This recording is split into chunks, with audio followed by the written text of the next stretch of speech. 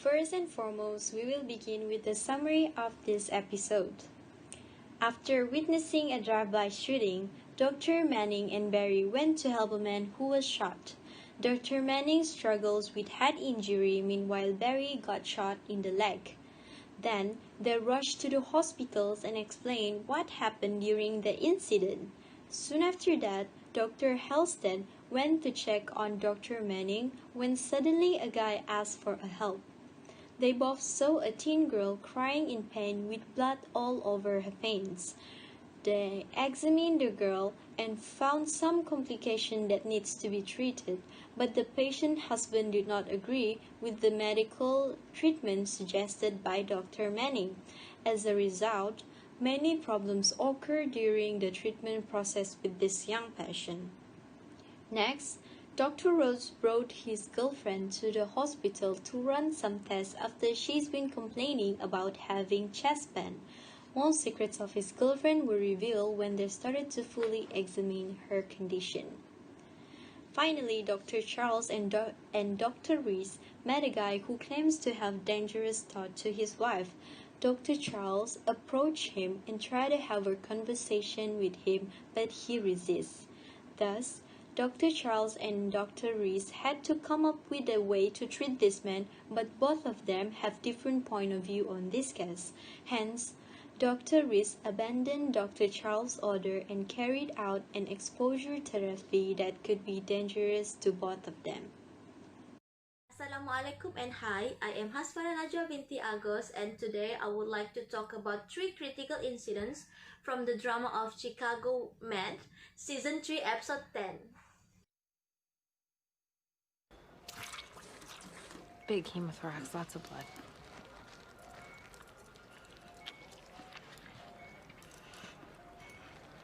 Are you okay, Natalie? Yeah. In this scene, Dr. Natalie Manning shows a very unprofessional behavior when she treated her patient when she was feeling unwell too. And the causes of her unprofessional behavior is that she wants to treat her patient badly due to the patient's critical condition. And the effect of her unprofessional behavior is that she can risk her own life and the patient's life, and tragically she can mistreat her patient.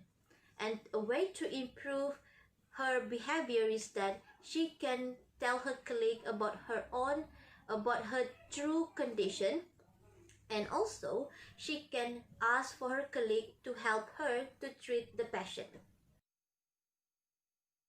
Can you help me out here, B? Thank you.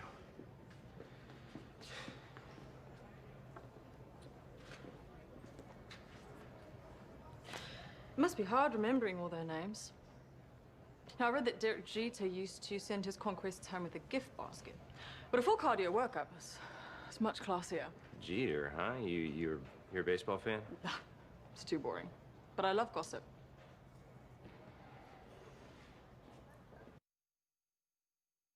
The second scene where we can see that Dr. Becker gives out unnecessary comments about Dr. Roth's personal affair, as she is a person who likes to meddle with other people's life. This is because she is very unprofessional and does not have good work ethics. By her unprofessional behavior, she can affect her work's life, as she can give out negative impression to the others and makes Dr. Roth feel very uncomfortable due to her remarks. As an improvement of her behavior is that she must learn and practice good work ethics if she wants to have positive works environment and if she wants to have good relationship with her colleagues. He had no choice in the matter. He barely lets her speak. Can we call in the police? Family services? Well, unfortunately, we're required to respect Michigan state law. How's the girl doing? She's undergoing a DNC to get rid of any products from her prior miscarriage. Yeah, which the Reverend only okayed because he wants Lindsay to be able to conceive as soon as possible. I realize this is distasteful for all of us, But I implore both of you to do your best not to let your personal feelings interfere with the care of this patient or the law.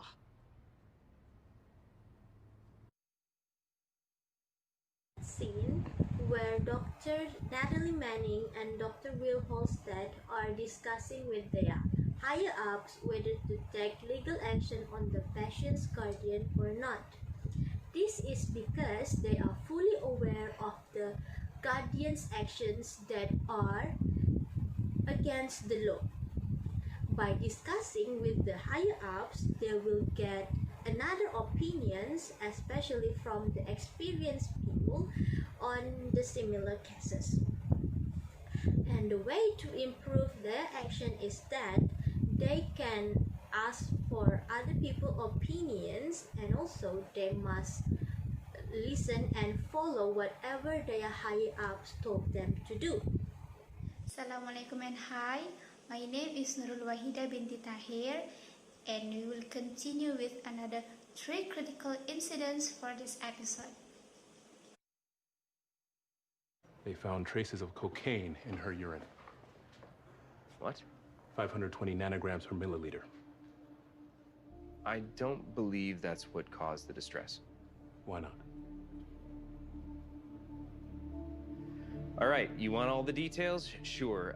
We met at a fundraiser at the Field Museum. We were at the roulette table. We both liked the number 19. She ends up inviting me back to her hotel room where we exerted ourselves a couple of times. I only offer that up because I believe it was the exertion that exacerbated the pain that she was already experiencing, which is why I brought her in and why I believe we need to take a closer look at her vessels. Did you partake in the cocaine? No. And I didn't know that she was either. I can take a drug test if you'd like. That won't be necessary. Carry on. Thank you. For this scene, we can see Dr. Conrad explain the real situation happened between the patient and him to his superior confidently, even though he had to expose his personal life matters. This is because the patient lab result had shown a cocaine traces was found in her urine test. Therefore, Dr. Rhodes has to argue with his superior's opinion, as he believed it was not the main point that caused his patient's pain. As the result for being professional when arguing, Dr. Rhodes managed to control the situation and gains his superior trust to continue the treatment process and avoid creating a misunderstanding. As for improvement, Dr. Rhodes may explain the situation privately with his superior to avoid other people misheard their conversation and think negatively about the patient or him. How are you feeling, Lindsay? I'm a little groggy still, but I feel better. Thank you, ma'am. Is everything okay with her? Well, that's what I came in to discuss with you both. The gynecologist found a tumor growing within the tissue that would have become the placenta. Tumor? Yes. She sent it to pathology. It is, I'm afraid, malignant. It's called a choriocarcinoma. I have cancer? Thankfully, it's still confined to your uterus. That's what's called stage 1. Given that we caught it relatively early, these tumors generally respond favorably to chemotherapy. For this scene, we can see Dr. Natalie Manning explain Lindsay's condition very detailed to Lindsay and her husband.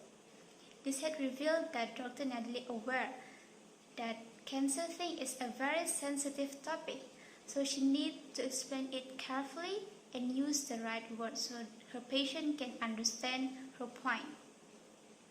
To achieve a successful communication, we need to have a clear information. What we can do is, we need to stick to one point before going to another point and use the right word or phrases so people can understand what we are trying to say. As for example, Lindsay quickly responds Dr. Natalie's point by mentioning tumor and cancer words. It means that Lindsay actually understands Dr. Natalie's point, even though certain medical terms being used. Shortly after my wife got pregnant, I started having these thoughts.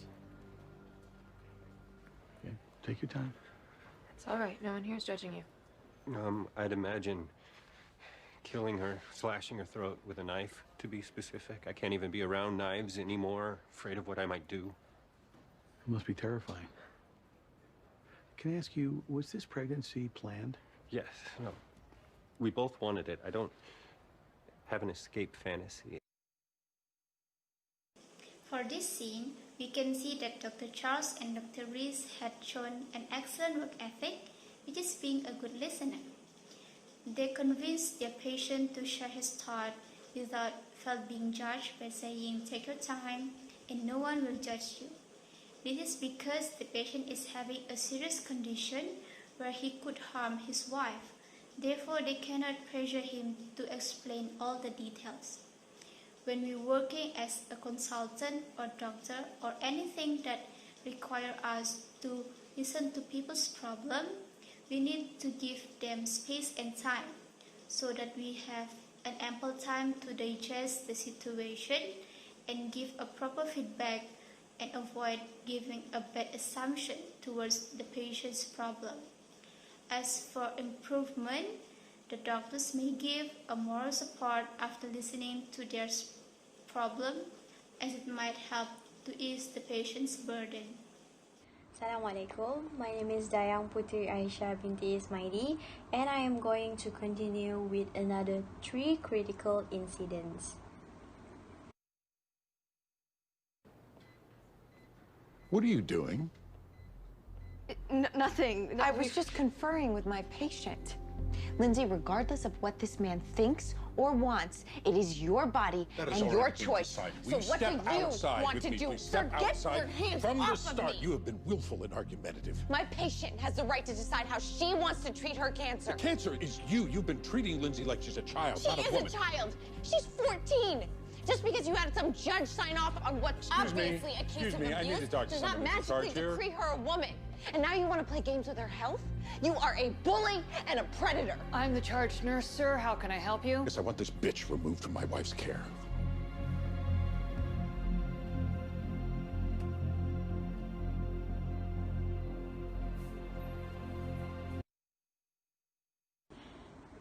From the previous scene, we can see a verbal harassment situations where Dr. Manning was discussing with her patient when suddenly the patient's husband interrupted their conversation and dragged Dr. Manning out of his wife's room. Dr. Manning was very mad with the husband's action of not letting his wife to get treated properly. Due to that factor, Dr. Manning used inappropriate language to the patient's husband. The effect of that action will cause unhealthy work environment. If verbal harassment is common among the workers, then this will reduce morality and professionalism in the workplace. Therefore, it is very important to remain calm. Try not to be emotional when dealing with a difficult client. Instead, remind the client that you are there to help them. As you approach the situation with a clear mind, their anger will generally dissipate. Behavior. No, you're absolutely right. And again, I want to apologize for Dr. Manning's behavior. It was entirely unprofessional. Very aggressive, it was pushy. Yeah, well, between you and me, this is not the first time we've had a problem with her. She can get emotional. Women, right? I have to check up on a patient in orthopedics. Monique, help Reverend Cray here with discharge paperwork, would you? Patient's name is Lindsay Cray. Monique will take great care of you. Good luck and God bless, Reverend. I will be praying for you and your wife. Thank you. You're very welcome.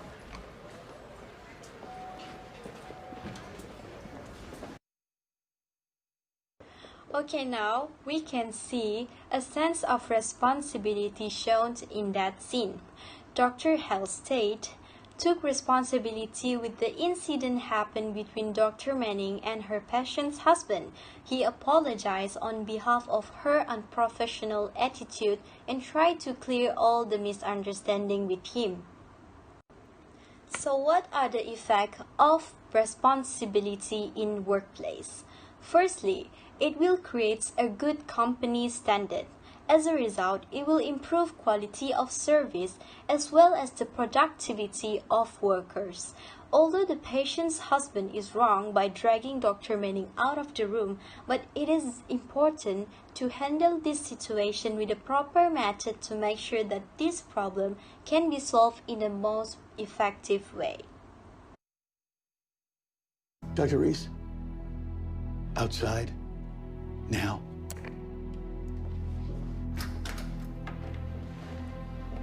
Dr. Charles, I know I didn't take your approach today. Didn't take my approach? You directly defied my orders and put yourself and your patient in real danger. Ben isn't dangerous. I think I just proved that. The only thing you proved to me is that you're reckless and insubordinate, and I have half a mind to suspend you again.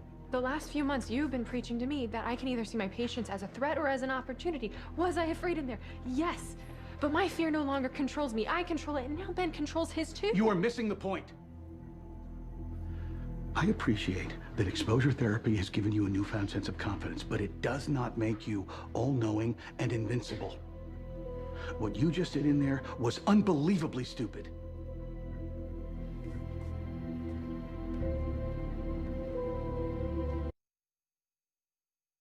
Last but not least, we can see from the scene that Dr. Reese is stubborn. Dr. Reese put herself and her patient's life in danger when she decided to do exposure therapy, where she locked herself with a patient in a room with a knife to test her patient's capability of hurting her. Dr. Reese took a huge risk when she decided to disobey Dr. Charles' order and carried out this therapy. The effect of being stubborn in this case has caused Dr. Reese to take dangerous decisions to prove herself. It is very unethical behavior to disobey orders just to make others on the same page. The worst scenario could happen during the exposure therapy, where both Dr. Reese and her patient could be heavily injured. There are so many lessons that we can learn from all the video excerpts in terms of professionals' behavior in the workplace, such as work ethics, communication between co-workers, body language, and also personality in the workplace. We can conclude that all the professional behavior are important in the workplace to achieve positive environment and to have effective communication in the workplace.